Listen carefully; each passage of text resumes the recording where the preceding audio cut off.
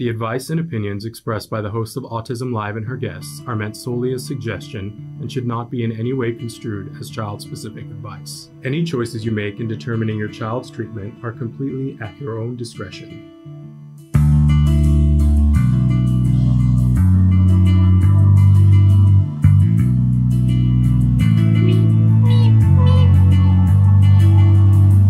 Good morning, everybody, and welcome to Autism Live.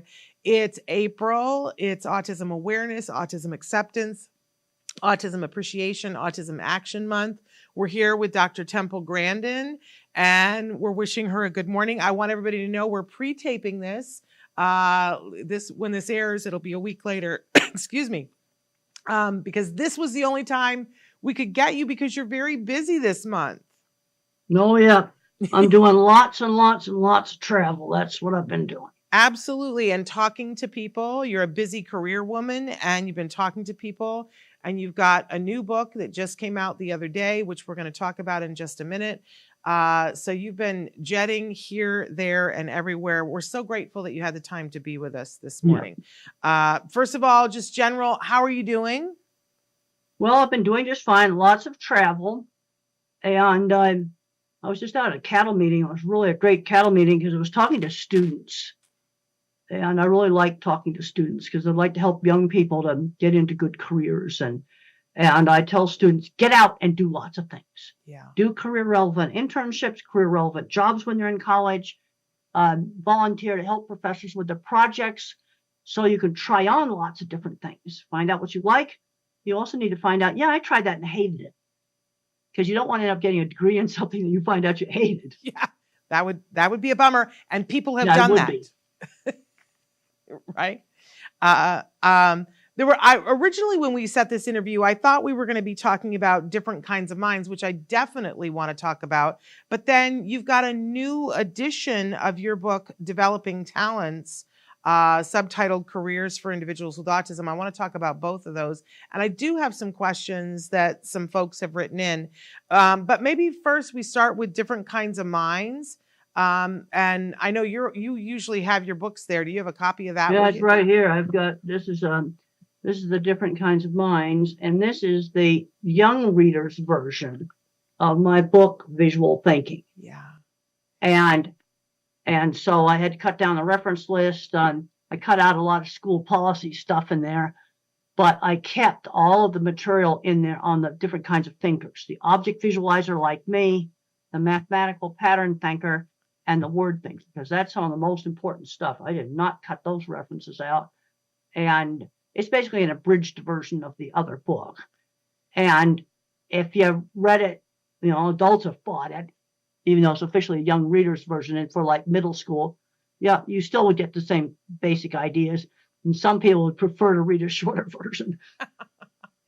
Well, and what I read about it, it's very accessible, and it's for readers probably grade 3 through 8 ideal, which. Well, actually, it's actually aimed at middle school. Okay. Yeah. So it's that's a pretty grown-up level of reading. Yeah. I think the best way to describe it is an abridged version of the other book, Visual Thinking, and all the important ideas are in there. Well, okay, like I have examples in the book of different people that were different kinds of thinkers. Well, I had to take some of those out. I might have 3 examples instead of 5. There you go. But I love this because some of this goes back to your original TED Talk too.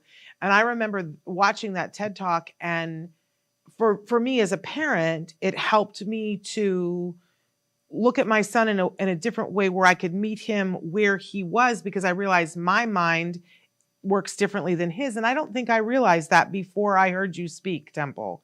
It was huge. It was absolutely this is really important, because I thought when I was young, I thought everybody was a visual thinker like me, who thought in pictures. And the HBO movie, Temple Grandin, shows exactly how I think.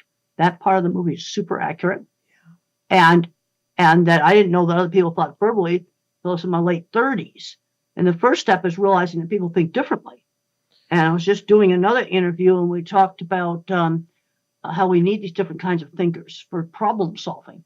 Yes. We have different approaches to problem solving. Yes. Yes, I remember one of the first times we interviewed you, you talked about the Fukushima plant, and Yeah. if we had had a brain like yours on that plant, it would never have happened. No, we would have had watertight doors on it. Yeah. You see, the mathematician doesn't see it. In fact, just a week ago, I was on a plane and I got to talking to the passenger beside me, and she was a real mathematical engineer that did costing on all kinds of stuff. And we talked about Fukushima. And I said, would you have seen the water going in there, going over the seawall, flooding the basement, and drowning the electrical emergency cooling pump? And she said, no, I would not have seen it. Yeah. You know, that's why you need to have some experienced people on the job that had experienced flooding. Well, and that's why we need diversity, right? That's right. That's why you need the different kinds of minds. Yes, you need absolutely. different kinds of minds. So that someone says, hey, we better put watertight doors on this. I looked up the historical data, and that's a 10-meter seawall, just over 30-foot high seawall. It's going to be breached. Yeah, of course. I mean, but there's our case for diversity. So different kinds of minds. Great book for those of you who are looking for a gift for your middle schoolers, but it's a great book for parents to be reading, very accessible, to understand that how you look at the world isn't necessarily how your child looks at the world. Yeah. But I especially love it because it is so empowering for young people on the spectrum to understand that the way that their mind works is a value. That's right. No, and I would totally agree with that. Yes. And we need the different kinds of minds. And I'm concerned that the object visualizers are getting screened out because they've taken hands-on classes out of the schools. I was just talking to Mom, and no, they're going to take music and art out of their school, and she's going to have to she's looking for another school right now. Yeah. Yeah, well, in very few schools, I mean, some of them are starting to put shop They're back starting in. to put it back. Some places are starting to put those things back. And Yes. But you see, the visual thinking is a different kind of problem solving than the mathematical thinking. So you take something like a food processing plant, for example. The visual thinkers invent the packaging equipment. Well, I'll call that the clever engineering department. The degreed engineer does boilers, refrigeration, wind loading, power, water requirements, the things that require mathematics. You see, you need to have both. Yes. Yes, that's the thing. I think that's the ticket. We got to be reminding everybody it takes all kinds of minds. So recently, though, you, in fact, just on the 2nd of April, the newest edition of Developing Talents, Careers for Individuals with Autism came out. That's from Future Horizons. We want to give a shout out to our friends at Future Horizons. So my first question for you about that is, who is if the other book is for middle schoolers, who's this book ideal for? Well, I think parents, because where I'm really seeing a problem is we're doing a good job with little kids. I'm not saying every place is doing a good job, but overall, we're doing a much better job with little kids with early intervention than we are with making the transition to adulthood. Yeah. I'm seeing way too much where the parents do everything for the fully verbal child. They're not learning shopping. They're not learning life skills. I want to start them working on doing jobs outside the home around 11, maybe church volunteer jobs, dog walking for the neighbors. I talked to a parent yesterday, and the grandfather needed some help after he had back surgery. So the 11-year-old's going over to grandpa's house and helping him with the lawn. And, these are what I'm going to call the paper route substitutes, because it's important that they learn how to do a task on a schedule outside the home, where somebody that's not mom or dad is the boss. And the instant they're legal, I told another parent yesterday at this conference that they need to get their kid a job. And I think in a lot of cases, we need to just forget the interviews, go in the back door, just figure out something in the neighborhood. And I do warn right in the beginning of the Developing Talents book, let's avoid the chaotic multitasking chaos at a takeout window. And the other thing that's going to save a lot of jobs, wherever there's a sequence of events, like closing out a cash register, is pilots' checklists. Step 1, step 2, step 3 for closing out the cash register or opening up the cash register in the morning. Give them checklists, because if you just yak it to me, I cannot remember the sequence. Yeah. Having some Absolutely. checklists, that'll save a lot of jobs, a lot of Absolutely. jobs. This has come up over and over and over again. And there's two kinds of places where they need a checklist. Something you do every day, like the cash register, and then maybe in a few weeks they could forget the checklist. Yeah. But then you have other jobs where you're doing something new each day. Mm. And two apprentice electrician jobs were lost because the boss went yak, yak, yak, yak, yak, yak, and the wrong light switches were installed in the wrong place, and the wrong ceiling fixture got installed in the wrong place, and the person was fired. Yeah. They had just taken 2 minutes to write it down. Yeah. Would have Well, saved that job. I love this book for so many different reasons, but because there's so many things that you guys cover in the book. But certainly one of them is that, it's not just getting the job, it's keeping the job. And there are so many instances where people lose the job, and that's demoralizing. For anybody who's ever lost a job and been fired, that's demoralizing. We want to set up our young adults for success. The first thing is they got to get there on time. Yes. And another thing is the hygiene. That one's non-negotiable. You got to clean it up. And there's a scene in the HBO movie where the boss slammed down the deodorant. That actually happened. Yeah. No, you've got to clean it up. Do you? You can dress eccentric, but you cannot be a filthy, dirty slob. But I'm wondering, had your mother said things to you before, or was she just not staying off of you for that? No, she got on that. So what I'm wondering, as a mom, is it that it's easier to hear that from someone else than it is from mom? Sometimes it is. Sometimes it is. You see, this is why they need to start getting experience with people outside the family, because that was the boss that did that. Wasn't family. Sometimes it's easier. And the way to deal with some of these things is you tell them what they should do. And the secretaries took me shopping. That actually happened. And there's some, you get into all the controversy about masking, but there's some stuff where you just have to conform some. Yeah. And where I'd have a hard time, fast chit-chat conversations, I can't follow them.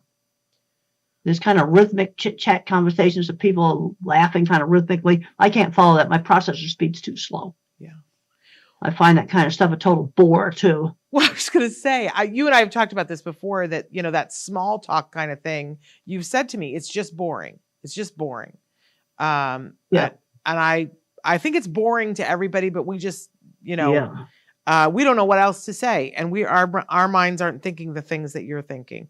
But I'm curious, one of the things you say in the book is that one of the things that they need to learn is to care about what the company cares about. That's right. And that's not automatic. Right. So how do you teach that?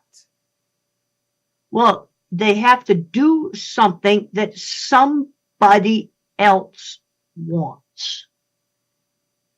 They've got to learn how to do something that somebody wants. How did you learn that? Well, I just learned, one thing I learned when I was in high school, I had a little sign painting business, and my first sign job was for a hair salon. I had to paint a sign that they would want, and it wouldn't have cattle or flying saucers on it. Is that what you would have put on it? Cattle and flying saucers? Well, I knew the client wouldn't want that. Yeah. But because parents are reading this, I think employers should read this, and I think adults on the spectrum should read this too. What are there things that you can think of that a parent can do to help build that skill, to realize? Ideally, what I'd like to do is around 11 years old, I want to start things like church volunteer jobs, walking the neighbor's dog, not their own dog, the neighbor's dog. Needs to be outside the family, helping an older person clean their house, something, and then instant their legal age, they need to get jobs.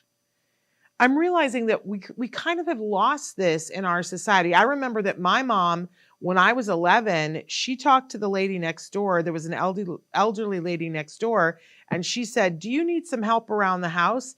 And my 11-year-old daughter needs something to do. So the next thing I knew, I was over there polishing her silver. And I had to learn how to do that. That wasn't a skill that I had. But I think we don't do that anymore. I don't think we connect with the neighbors and say. I think we need to be doing that. When I was 13, mother just went into went up to a lady that did dressmaking out of her home. She mainly altered dresses and offered up my services. And then 2 afternoons a week in the summer, I took apart dresses and I hand hemmed them for her. That was that same kind of thing. She just did it in the neighborhood. Yeah. To learn some job skills. So as parents, we need to reach out to the people in the neighborhood and try to job our kids out a little bit. But let me ask you this. Do they need to get paid? Well, what happened with the seamstress in the beginning, she offered up my services for free, and then she liked my sewing so much, she started to pay me. There we go. There we go. Okay, church volunteer job, you wouldn't be paid, but the dog walking, you probably need to pay them a little something. That's not very much, but, and then the instant they're legal age, in Colorado, it's 14 for safe retail. Let's get a real job. Yeah. And some of that's interview stuff. Let's just kind of avoid that and just get them in the back door. They've just find something and then some shop in the neighborhood they can work in. Yeah. So ideally what I want is a slow transition from the world of school to the world of work. Ideally, I'd like 2 decent summer jobs under that belt before they graduate. But again, I want to emphasize it's never too late. Yes, I love that. It's never too late, but I've seen adults graduating from college, magna cum laude, lose it in the workplace. I just heard about one yesterday. Never had any job experience until that's just too sudden. Yeah. And I talked to an autistic person, he was like a junior in college. I said, you need to get a summer job this summer. Yeah. You've got to learn some work skills. And when I was in college, I had an internship at a research lab. And I also had my mother set up one where I was an aide for an autistic kid at a summer program. How amazing is that? So I had got job experience. Really, really important. But what I'm hearing is your mom went ahead and set it up. Yeah, she did. So that's a note that we all need to take. But I need a lot of moms are overprotecting, and they come up to me at the book table, and it's a teenager. Yeah. Well, he should come up and ask for the book to be signed. Yeah. Not mom talking for him. Or we're at the meeting and they raise their hand and mom's doing the talking. I said, no, your son needs to take the microphone and talk to the whole group. Yeah. And I've gotten them to do it. Yes. Well, I'm guilty of this and that you have helped me with that. I want to know though, in the book, you say that there is a big difference between academic and job skills. Academic skills and job skills different. I think, of course, we want people to buy the book, and you guys can get it at every major bookseller. It's available on Future Horizons, and it came out on the 2nd of April. But talk to us a little bit about, so that we have an understanding, Dr. Grandin, about, because I think parents are so concerned about academics, they're missing it. Well, I think academics is important, but I'm seeing too many students that excel academically. I just heard another sad story yesterday. Oh, super brilliant, straight A's, all of this, and cannot handle the workplace and never had any experience in the workplace until they tried their first job after high school or after college. No, we need to be, you have to be on time. You have to do what the boss wants. And the other thing is, in any job, there's going to be some, I call it grunt work. When I worked for the magazine, and that's a job I got for myself, there's that scene where I walk up and I get the card. And becoming a journalist was really important, helping my career. But there's the fun stuff, like writing feature articles. But then I have to write up show and sale results. Yeah. All the champion bulls at the Arizona Stock Show. And that's not fun. Yeah. But it's work that has to be done. Every job has a certain amount of that stuff. Every job place has a certain amount of stuff that goes wrong at it. You said you just have to sort of weigh it on the scales of justice. Hopefully the good points outweigh the bad points. But you also have to tolerate a certain amount of stuff going wrong on a job. You also talk about, though, the shift that comes if you get a new boss, and that at that job is a real danger area. Yeah. And I almost lost my journalism job when the magazine was sold and I got a new boss, and he thought I was weird. And Susie, the nice lady who laid out the ads, and I'm pretty sure she was on the spectrum, she says, the new boss doesn't like you. We've got to get a great big portfolio together of all of your articles in this big scrapbook and show it to Jim. I didn't recognize the warning signs. I would have been let go. So But she I took put care of all it. my articles in this big, thick scrapbook like this, and he gave me a raise. That's amazing. And is that partly why you recommend that everybody have a portfolio now? Well, you always want to, since I was writing, you see, you have a portfolio of work you could show. I'd been working for that magazine for like 3 years. Yeah. So I had a good portfolio of stuff I could show him. But that's And vital that's in other what I careers did. too. Having a portfolio. Yeah, I'm a big believer in portfolios. That's how I got livestock design jobs, is I would show people my drawings. Like, here's an example of one of my drawings right here out of the book Thinking in Pictures. And I would show people my drawings. That's showing a portfolio. Yeah. Well, what that drawing says to all of us, Dr. Grandin, is, oh my gosh, talent. That's right. That's right. Is showing off the drawings. But I didn't recognize the new boss thought I was weird and didn't like me. But Susie, the person who did the advertising layout, did.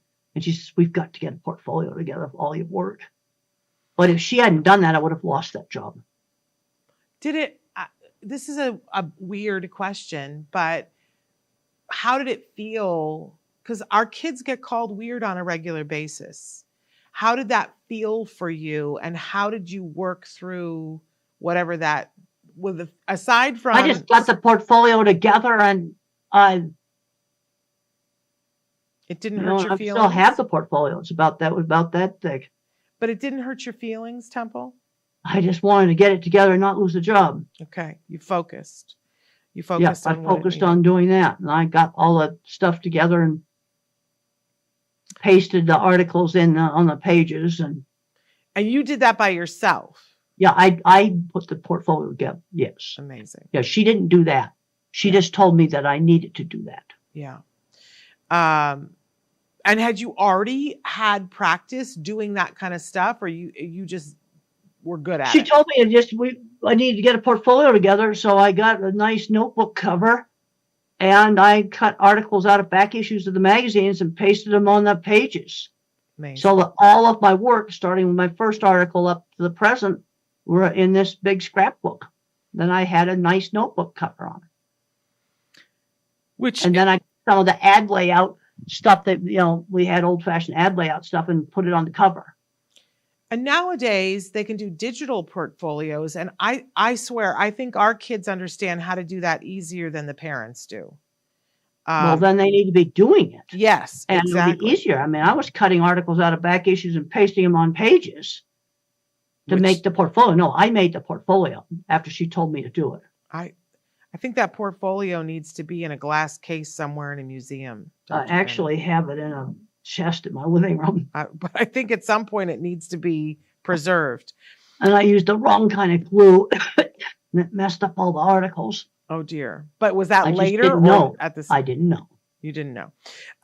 One of the things that you talk about in the book is making changes slowly.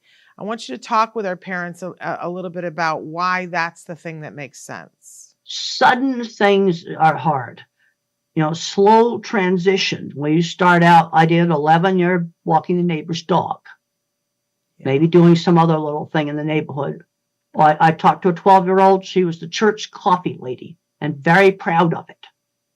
Yeah, this was just a year ago. This was recent. And that's just, specific examples of the kinds of things you could do. And then the instant illegal, they need to get real jobs. Yeah. Yeah. In fact, one of the things that sort of surprised me, I have to say, that you recommended for people who are going to college, maybe not going to college full time to begin with, but going part time and having a job at the same time. Talk to me a little bit about that. Why you recommend that? I want to make a gradual transition from the world of school to the world of work. Now, I did take a full load in college, and then the summers I took off. Yeah. So that's when I did the jobs. But I also did some sign painting and some carpentry work on the side, even when I was in college. Yeah, I think you were always busy. And I always wonder. I think that other people, maybe take a little lighter load. Yeah. But at least get summer jobs. Yes. Yes. And it's that time of year right now. The parents need to be out there beating the bushes trying to find who might be looking for somebody. And I want to avoid rapid multitasking chaos. Yeah. At a takeout window, the super busy McDonald's or something like that. And I also want to avoid the chaos in the stores at Christmas time. Yeah. That's not the time to start a job. And there's been really bad failures with those things. It's interesting. Find something that's quieter. Now, let's say it is fast food. We'll then work an easier shift where it's not so busy. Yeah. I really was thinking about this week, Dr. Grandin, because my son's about to turn 21. And I've been saying for a year, he's very interested in mixology. He's a junior in college studying screenwriting, but he's very interested in mixology. And I was thinking for his 21st birthday of getting him a class where he learns how to be a bartender. But then I'm thinking that's a very chaotic scenario. But of course, once he learns it, now, he doesn't. Why a bartender? Why did you pick that? Because he's very interested in mixology. He already mixes. Oh, mixology! I thought you said mythology. No, mixology. Okay, all right. He likes to mix things. I don't know that he would ever be a bartender. But why is he interested in that? How did that get started? Well, I don't know how it got started. I don't remember what the impetus for. I think maybe it was because we were having a Harry Potter party. That's what it was, where everything at the party was going to be Harry Potter stuff. And we found a book of drinks that would be Harry Potter drinks. Oh, okay. And so then he was interested in that, and he started looking up other things like how to make a smoked drink and how to stamp ice cubes. He got really into the fancy schmancy kinds of things for bartending. Well, he ought to be working at a fancy restaurant doing it, not a bar. Well, but I'm wondering if I should get him the bartending class. Now he's going to school for screenwriting, and he's a writer, but just as another skill, since he was interested in it. Well, I think that might be a good idea because the hands-on classes are not going to get replaced by artificial intelligence. There you go. And I'm really concerned about this. So I'm going to really push something. Bartenders are not going away. And people who mix fancy drinks, real high-end places, that's not going to go away. Well, maybe I'll do that. But what he needs to have a job where it's not too chaotic. You see, that's the thing. And he's worked several jobs. And one of his jobs was the soul of chaos. He worked for 2 years at Halloween Horror Nights as one of the scare actors, and it was the soul of chaos. And he got through that. But I'm thinking, you see, the other thing, he's kind of a word person. Yeah. I talk a lot about the visual thinkers, skilled trades, art, mechanical stuff, mathematicians, computers, music. But the word thinkers, where they can be good, is what I call quiet, specialized retail. Mm. This is where, and there've been a lot of successes in this, where they're appreciated for their knowledge of the new cars on the lot. Mm. Every new car on the lot. There was a 12-year-old who used to sell cars. He was allowed to demo them in park only. I love that. He was selling new cars at a family dealership. He wasn't allowed to take them out of park. I love that. And then he got to the test drive, and then he's in the back seat explaining all the electronics. But there's been other successes where autistic people have been very good at selling new cars. Another thing was specialized business insurance. That's been another successful business. Interesting. Sporting goods, helping someone pick out the right baseball glove. Selling phones and phone plans. Helping people to pick out the right phone and not the most expensive thing, the right thing. A bank. I did a Zoom call with a bank, and they'd hired 2 or 3 autistic people to sell high-end financial products. I love this. Again, knowledge of a specialized product. Yes. And they don't try to shove the most expensive thing down people's throats. You pick out the right product for that person. I call it quiet, specialized retail. You're working with one customer at a time. That's amazing. And those things have actually been very successful. Those are specific examples. Well, now you got me thinking. Now, in this new edition of this book, and for those of you who just tuning in, we're talking about Temple's newest edition of her book, Developing Talents, Careers, subtitled Careers for Individuals with Autism. You added some new things to this edition. Well, Kate Duffy, since she's a professional job counselor, she updated all of what's available in government programs. Yes. She completely updated that part of the book. That's what she did. And that alone is worth getting the book. And that was, she completely updated that stuff. But there are also a couple of new date. Yeah. And she updated that. And then I added some stuff on the different kinds of jobs. I really emphasized the pilot's checklist, because not having checklists has caused a lot of people to lose jobs. But you because also, I cannot remember long strings of yakety yak yak yak sequential information. Yeah. Well, I used to be able to. I can't anymore. But you also added a chapter about entrepreneurship. I can't even say that word. Being an entrepreneur. Well, that's important, because I know autistic people that started out small welding shops, and they just started doing little jobs for factories, and then they like them, and then they do a bigger job, and then next thing you know, they're building the whole plant. Yeah. You see, that's entrepreneurs. There's been a lot of successful things with that, and doing something specialized. So I had a mom ask a question the other day, and I said, I'm going to ask this of Dr. Grandin. She said, my teenage daughter is frustrated most of the time, especially with me. She's very motivated by money, but since she is only newly a teen, she is not eligible for a job. She's 13. Someone recently suggested entrepreneurship. I can't say that word. I have a hard time. And to be honest, that had not occurred to me. I wouldn't even know where to start. Will this book help me? I would start with something like a dog walking business. Okay. Just something like that in the neighborhood. Okay. And she can make some money doing it. That's the kind of thing, offer up our services to help with stuff like that. Something just in the neighborhood that she can make some money at. I just don't think that we can overstate the importance of how empowering it is when you do something and get paid for it. Well, that's right. I remember when I worked for the seamstress, started out as unpaid, but she said I did such a good job of taking apart dresses and hand hemming them that she started paying me. And then I went out and I bought some striped shirts that I loved and my mother hated, and she lost them in the laundry. I liked striped shirts. Amazing. I'm so glad that you got to buy them with your own money, and I'm sorry. I bought them with my own money. But your mom lost them in the laundry deliberately. I'm thinking they got lost eventually. But I really, I really liked making some money. And she decided to pay me because I was really a help to her. And that's so empowering. It's empowering to feel valued. It's empowering to feel like you did something that was really good, but it's also empowering to go buy what you like. Well, that's right. And the thing is, this was something in the neighborhood. Yeah. Like there's a seamstress here in town that works out of her home.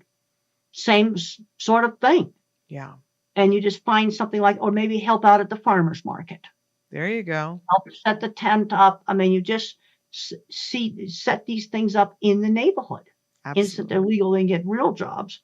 Yeah. But these things can be, and in the rural areas, people will say, oh, well, I can't find anything. Actually, in the rural areas, they could end up working in the local store and that'd be just fine. Yeah. Or, finding things in the neighborhood. Yeah. One of the things you talk about in the book is the difficulty with executive functions, that it can be difficult for those on the spectrum, and that starting a job, that sometimes confusion can occur. And you talk a little bit about how to deal with that feeling of confusion. Do you want to talk a little bit about that? Well, let's start off. We got to get there on time. Yeah. Mother taught me. See, one problem that some people have on the spectrum is getting work on time. That was not a problem for me. Being on time was pounded into me. Some of that was 50s upbringing. Yeah. I had an alarm clock. I knew how to set it. So being on time wasn't an issue. We throw this term executive function around. I want to break it down into what the specific problems are. Being on time, not getting things started. Okay, the way I get writing done is I say, well, this block of time is I still do this now. When I'm home, I'm going to just write in the morning. From 8 in the morning until lunchtime, 12. And are you able then to just do that? Yep. You don't procrastinate. I can do that. That's right. But we need to break it down. You see, the problem with saying executive function, that's overgeneralized. You see, verbal thinkers tend to overgeneralize. Yeah. Let's talk about each specific thing. Let's say they're not getting up in time for work. Well, then get a really loud alarm clock and put it on the other side of the room. So you're going to have to get up to shut it off. You see, I just see that. It's something simple you could do. Yeah. Because they got to get up and get to work on time. Yes. Start with the basics. Absolutely. You also have a whole chapter on sensory issues and accommodations. And the question that we had was, do you require any sensory accommodations at your workplace? No, I don't. But I still, for any task that involves sequence, I need a checklist. I have to write it down. Okay. And when I get driving directions, I put them in a checklist format. I hate it the way the old MapQuest did it as a narrative. Hated MapQuest. I want bullet points. Yeah. Each turn and approximately how far in between the different roads I have to go on. Do you ever use any of the ones that talk to you when you're driving now? No, I hate that. I hate that. What I normally do is I get Google Maps up and then I make my own little map and then I write a checklist down of each turn. Okay, it's 10 miles on I-25 to exit number such and such. Go west on that for about 5 miles. I don't have to have the exact distance, but I want to know, is it 5 blocks? Yeah. 5 miles? I want to get some idea. And I make myself a little map and I make myself a checklist. I'll Google Earth of stuff. I don't like that thing that talks to me. It doesn't sometimes tell me soon enough. Yeah. I actually hate it. Yeah, I don't like it when it talks to me. So when I have to drive, I go on Google Maps and I make my own little map and then I make a checklist, like a pilot's checklist of my turns. Name of the road, right on Green Street, 2 miles, left on, Pine Tree Street. I'm just making up names of streets for a half a block. I wonder, I don't like it when it talks to me either, but on Waze, I don't know if you know this, on Waze, it shows you a screen and it shows you all of those turns. Yeah, no, it does that on the other ones too. But I want to have I like having my route mapped out before I go. There we go. There we go. That's what I like to do. Yeah, I found, and that's what I do now. I have to drive in downtown Denver, which I hate. Yeah. I used to draw a little map and I look at it. I'll Google Earth it, look at the buildings. Amazing. I like that. Do that before I go. Yeah. And then the only thing I have to look at is just the checklist for each turn. Got it. I like that. Identity is such a big topic right now. And there's so many people in so many different camps about how to identify. But I know we had a conversation with you about identifying with work. And I want you to tell folks, what does your work mean to you in terms of your identity? Well, I'm a university professor first, autistic second. No, what I have found that the autistic people, especially some of the ones that I know are undiagnosed, what made their lives interesting was they had good careers. Yeah. And that made their lives interesting. And then where the autism diagnosis later in life helped was with their relationships. I had a lady come up to me at the Denver airport and go, "Oh, your book, Thinking in Pictures, saved our marriage. Now I understand my engineer husband." But for me, career is basically my identity. Yeah. And when you think about it, a lot of last names are names of jobs. Cook, yes. Baker, Carpenter, Smith. Those are all names of jobs. It's critical. It's critical to who we are. Why would we think it would be any different for our kids? You also give so many examples and real life stories in the book of people who found their way to meaningful employment. But what that made me think about was, because role models are so important, but as someone on the spectrum for employment, you really didn't have a role model. So what inspired you? Was it just always a thing that you knew you were going to work was that just from the time you were little that you knew you were going to have a job? Or what Well, inspired? I did that. Let's look at the things I did before. I did the sewing job. Then I got kicked out of high school and went to special school. Was not interested in studying, so they put me to work running the horse barn for 3 years. Went to a very expensive school of horse barn management. Cleaned out 9 stalls every day, put them in and out, fed them. I did everything in that horse barn except the financials. I didn't buy the feed. And I learned how to work. And one of the things they used to bully me with is they called me workhorse when I'd walk down to the barn to take care of the horses. And I loved being responsible for the horse barn. Yeah. It was like my horse barn. But do you think, I'm going to evoke Joanne Laura, from, who started Autism Works Now. And she always used to say that, she said part of the problem that she saw is that people walk up to kids all the time and say, what are you going to be when you grow up? And that she saw that they weren't asking little kids on the spectrum that. They were saying things like, aren't you smart and aren't you cute and whatever, but they weren't asking them, what are you going to be? Well, I'm a big believer in exposing students to lots of different things. And okay, I just talked to mom the other day. Their school is going to take out music and art. Well, how can a kid find out if they're going to be good with musical instruments if they're not exposed to them? I tried them. I couldn't play them. Yeah. But another kid's going to take a little flute that I couldn't play and take off with it. Maybe become a musician. How did I get in the cattle industry? I was exposed to it as a teenager. You see, first of all, for careers, you got to get exposed to stuff. And I'm concerned today that too many kids aren't exposed to enough stuff.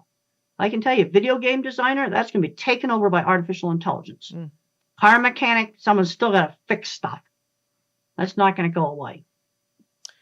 You're reminding me that years ago, there was a job fair and it was meant for college students, but I took my 10-year-old son and somebody was like, what are you doing? And I said, Temple Grandin says to expose them to things. And you know what was fun? Was that there was a guy who was doing a welding demonstration there because they were looking for welders.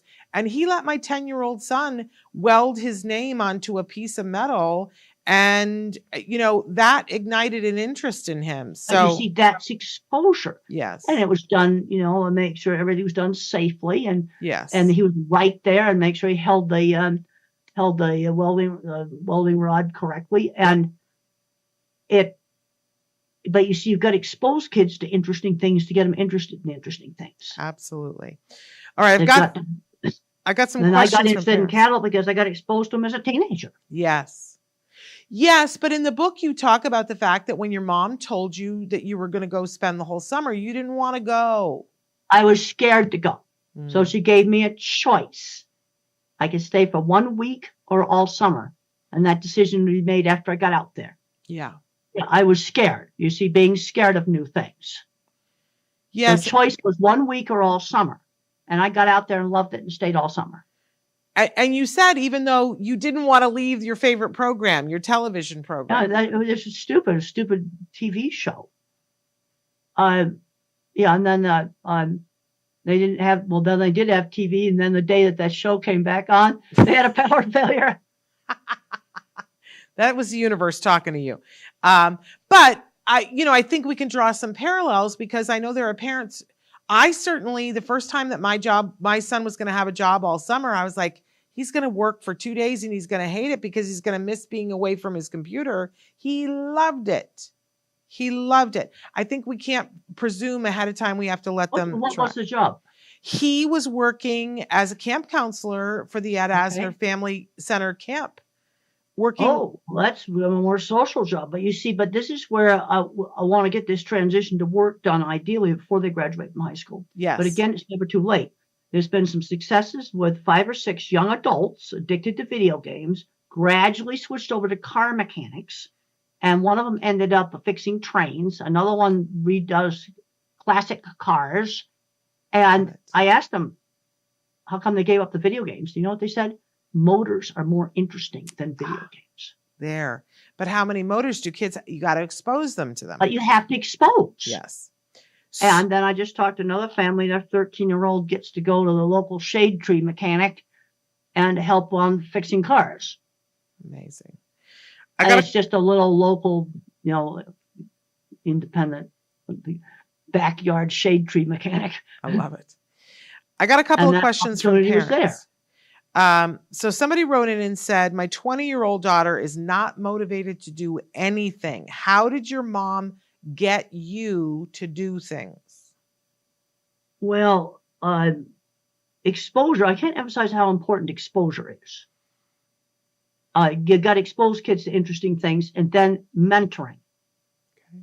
Like you take Michelangelo, he was probably autistic, grubby little 12-year-old, dropped out of school, but he was running around looking at great art. These churches were commissioning, and they started making stuff, and then somebody saw his talent and pulled him into a studio and apprenticed him. Mm.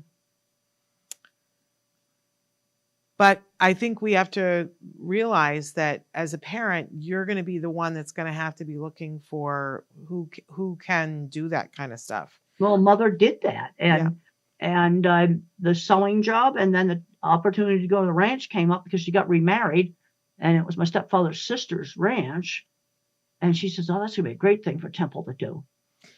So I think my takeaway from today is, instead of hovering over them, we need a new job, and our new job is finding a place for them to go and learn things. Exactly. So we can take that energy and put it into something else. And we've got to learn life skills. I mean, I'm appalled at the number of teenagers who are fully verbal, who have never gone shopping by themselves. Yeah. And I'm appalled. I mean, even as much as I've talked about this, I'm still finding them today. Yes. Well, I think we're all a little guilty of this, myself included. I'm going to include myself in that. But it inspires me when I talk to you about it. I got another question here. My 19-year-old son does not want to be stigmatized, so he refuses the label autism and everything that comes with it.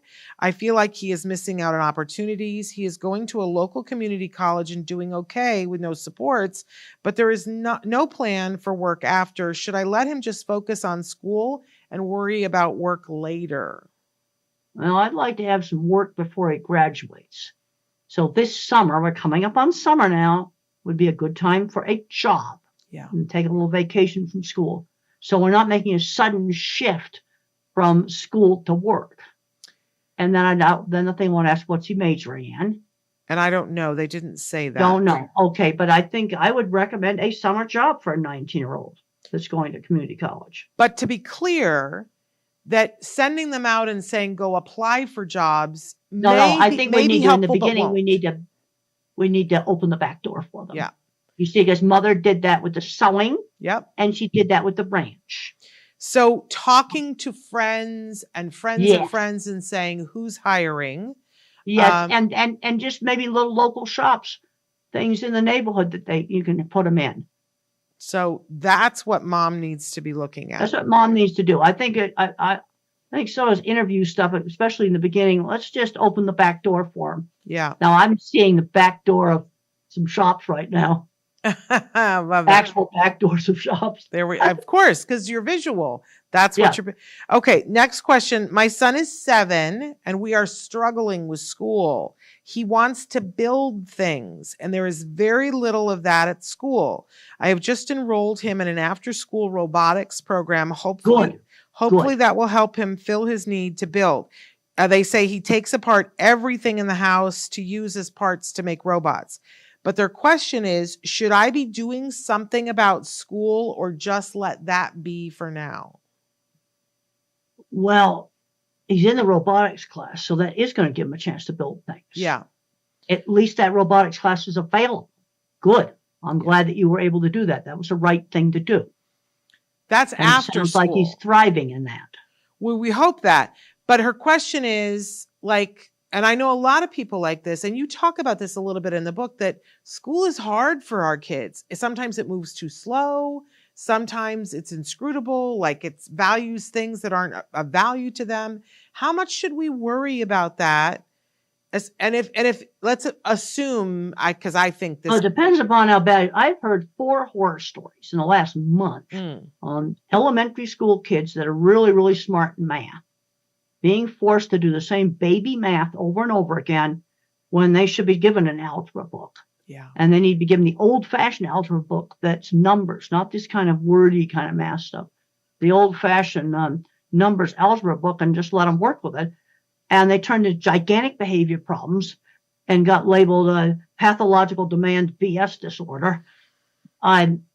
This is just in the last month. 1 in the UK, 3 in the US. I have heard these horror stories. Yeah. And they need to be moved ahead in math. Because you take Katherine Johnson, the famous mathematician that did the NASA calculations, her math education was handled right. Wasn't shown in the movie, but the book showed. And she was moved ahead in math very rapidly. Yeah. And it's good, like in this situation, this kid's got this robotics class. Yes. That's good. They found that. Well, you're the one who turned me on to Khan Academy. You see that robotics class, then you can show them how something at school they got to use in robotics class. There you go. And it starts to make it relevant. You really helped me because you told me, because my son was struggling with math, but he could do the more accelerated math. And so you had me get him on Khan Academy, and he learned how to code computer animation, which was huge on Khan Academy. And Khan Academy is free. Yes, which is amazing. There's a lot, and there's code.org is another one. Code.org. Oh, I don't think for learning programming. Any other goodies you want to share with us? Well, there's all kinds of interesting stuff with citizen science, with National Geographic. Okay. NASA has a lot of really interesting educational materials. Wonderful. And don't use NASA.com. That's a nasty website. Oh. Just type in NASA and it'll take you to the right one. Okay. It's NASA.gov is the actual address. All right. We're running out of the time that we have you. I want to make sure that everybody knows that all of your books are available. You can get them at all the major booksellers. The 2 that we talked about today were Different Kinds of Minds, and the newest edition of Developing Talents, subtitled Careers for Individuals with Autism. Do you have that one there with you that you could hold up for us? I don't have it with me. Okay. We'll add a picture. I should have had it here. That's okay. And it's available. Amazon's got them. Also, a local bookstore, if they don't have it in stock, can order any book. Yes. They've got a computer there where they can look them up, and any book you want, you can order from a local bookstore. You can also order direct from Future Horizons, which you can get things from Future Horizons and Developing Talents is a Future Horizons book. Yes. So you could buy it on their website too. And that's FH for Future Horizon. I think it's FHautism.com. Yes. And you're doing a lot of speaking stuff with them. I encourage people to go to your website to see where you're speaking because... Well, and I also have tons and tons of videos online. Yes. You can find a lot of my talks have been videoed, and you can find a lot of stuff online. We have a whole playlist of our interviews with you. People can check on our YouTube channel. Yep. But but there's really good information on your website too. But I want to say to people, it's so lovely to talk to you in this way and for people to see you in this way. But there's nothing like getting to meet you in person. Everybody tells me that all the time. I experience that. So I encourage people to see where you're speaking and find themselves there. You are so open and accessible when you speak with people. I think really uniquely, you're a superstar, and yet... Well, I also just, I'm a very practical person. Very, very practical. Yes. Also, I just see it. I can see, the farmer's market. We have a farmer's market here. And I can see just going in there and having my kid help out one of those vendors every weekend. Absolutely. Help them put the tent up, sell the stuff, take the tent down. What a great idea. Yeah, you see now I see it. I drive by that and I'm going, well, that's a place I would go and try to offer up my kids' services. Yes. I love how your brain finding works. Stuff in the neighborhood they could do. I love how your brain works. You're a great problem solver in our community. It's amazing what you do. I just see it. Also, everything's specific. You got to take executive function, for example, break it down into where there's a problem. Being on time, can't get work started, disorganized. Well, then you make a calendar where you You're going to put aside this time to do your homework. Yeah. You can have it before dinner or after dinner, but you're going to have to set some time aside to do that and have it on the calendar. Yeah. I still use I print out a calendar where I've had the whole month there. And then I got, okay, if I'm flying east, I got to have a blank day before the event, because with a 2-hour time zone change, take a 10 o'clock flight, that takes up a whole day. Well, I have to have I'm visual too. I have a big calendar on my wall, and I have a paper planner still. I have my calendar online, but I have a paper planner still. Do you still use a paper yes, planner? Mine's all paper. Yeah. And then you go on a job site, construction site, they'll have the big paper thing all along the wall, scheduling the subs. And they had it with a movie. They had like papers all along the wall of different scenes they were going to shoot. And I'm going, it looks just like a construction site. Yep. Absolutely. There's still a place for just the paper stuff, but I like seeing the whole month. I hate a calendar where it's a page in a book at each day. And I don't, even on a computer, I don't like it. I want to see the month. Yeah, you can't see the big picture. Yeah. That's right. Especially when I got to arrange travel. Absolutely. I got to let you go. You're going to be late for the next thing. But can I call you later? I have a question for you. What's the question? Well, somebody that I love has reached out and said that there are 2 events coming up in Colorado that they would love for you to come to. And I said, when are they real right away? There's one in May and one in June. Probably booked. All right. Well, yeah. Can I call you later and ask you? Yeah, you can call me later. Yeah, okay. That'd be fine. Okay. You're amazing. Thank you so much. I appreciate you and everything. Well, it's been great to talk to you, and have a great day. Need to find these work experiences in the neighborhood. Yes. Yes. And I know this is happening. This will air later, but I hope you enjoy the eclipse today. Okay. Well, thank you so much. I'm going to get over to school right now before they run out of parking. All right. Take care. Thank you so much. I will. Okay, great. Bye-bye. The amazing Dr. Temple Grandin.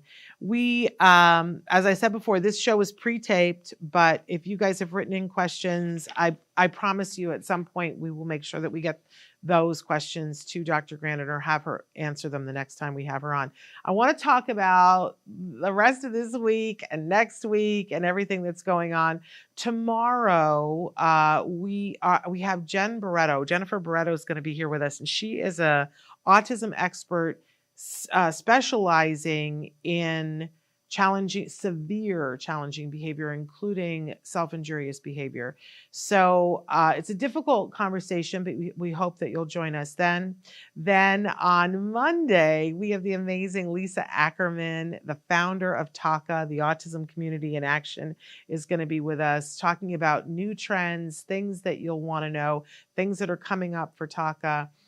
You won't want to miss that hour. On Tuesday, we have Dr. Doreen Granpichet, and I believe that we are I don't remember what we're talking about on Tuesday. I'm just not going to fake it. It's on our schedule. Look online. But then on Wednesday, another wonderful autism expert, Marcy Fibro, is going to be with us live, talking about autism in the school, things you need to know, how you might gauge whether your child needs a 1-to-1 aid, and what assessment you would ask for to be evaluated for that.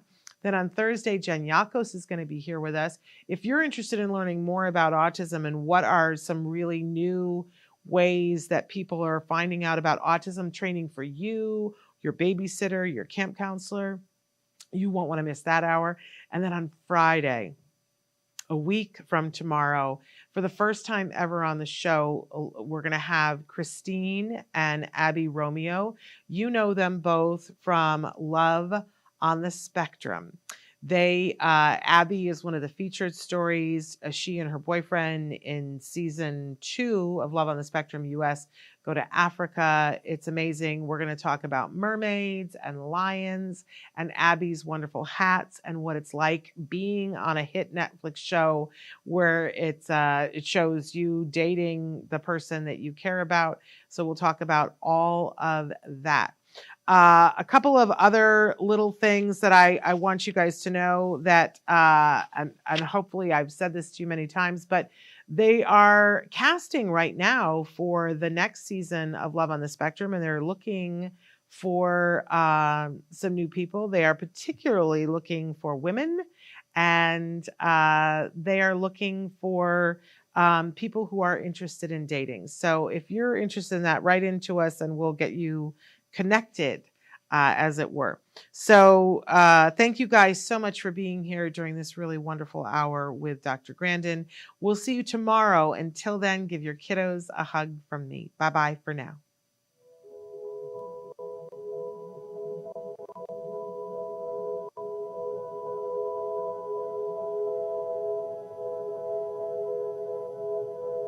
If you found anything helpful in this video, please give us a like. In fact, make sure that you smash that subscribe button on YouTube and give us a like on Facebook. You can also follow us on Twitter and on Instagram for important updates. And please download our free podcast wherever you get your podcasts. Thank you so much. See you next time.